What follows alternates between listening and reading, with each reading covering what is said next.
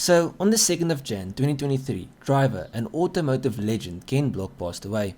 I don't want to go in depth on his passing, as I would rather focus on all the awesome stuff he did and all the cars he drove and how he influenced the younger me and many others. Now, before we can talk about the cars, we need to talk about Gymkhana, the viral video series that changed the online automotive world forever. This series currently boasts well over 550 million views. What started as a simple way for Ken Block to hone his rally driving skills has morphed into 10 insane videos, each of which was crazier than the prior. It all started in 2008, and this was the first time that the car world would start to get notice of a man called Ken Block and his rather natural skills at being an absolute and utter motoring hooligan. I remember watching this video over the Christmas holidays back in 2008. I was only 9 years old, and back then I already loved cars, but I had no idea that it was possible to drive a car like that. I had no clue who this dude was. I just remember afterwards playing with my small die-cast cars, trying to replicate the insane driving that I just saw on my uncle's phone. Now, I was not the only one who was amazed by his driving. His first video in the Gymkhana series went on to get over 16 million views. Now, the first video in the series featured a 530 horsepower 2006 Subaru Impreza WRX STI, which he thrashed on an airfield, and this video is the video that started it all. But before this video, he was already a successful entrepreneur and driver.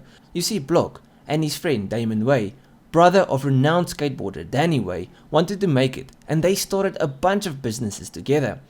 And most of them failed, but they persisted and eventually founded DC Shoes in 1994. To start the brand, Block had to borrow $10,000 from his parents. Danny Way also helped by publicizing the brand, and soon enough the brand grew and it gained popularity from professional athletes.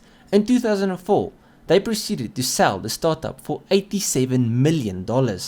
So he was already a super successful guy.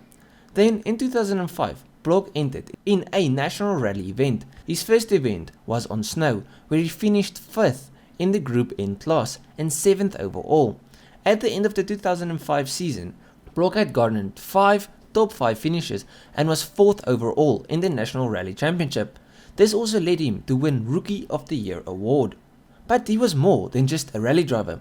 He competed in snowboarding events, motocross, and he was a part of many X-Game events, even acquiring 5 medals at said event. So even before the start of the Gymkhana series, he was already an adrenaline chasing, as they call it, Hoonigan. Then in 2012 he started his own race team called the Hoonigan Racing Division. Although the team did not enjoy a lot of success on the racing tracks, it was a commercial success. Apart from competing in rallies, the company had also branched out into making merchandise for automotive enthusiasts. Block was the co-owner of the Hoonigans, an awesome group of automotive enthusiasts, and he was the self-acclaimed head Hoonigan in charge. Now, making this video legit makes me sad. Like, while writing the script, I started crying. This sucks. The memories. Now, when I was younger, I loved video games, and the Dirt series especially, Dirt 3. Now, I played that game so much, and his Fiesta was the cover car. He also appears in the game as a Gymkhana teacher and driver, with his Ford Fiesta Open Class and the Ford Fiesta RS Rally car available to race and play with. I remember playing the free roam Battersea DC compound with his car. In my head, I was Ken Block, and I tried to imitate some of his moves.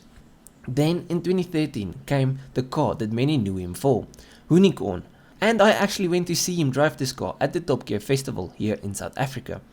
The first Hoonicorn V1 featured a Roush 80s tuned 5.8 litre naturally aspirated Ford V8 generating 845 horsepower.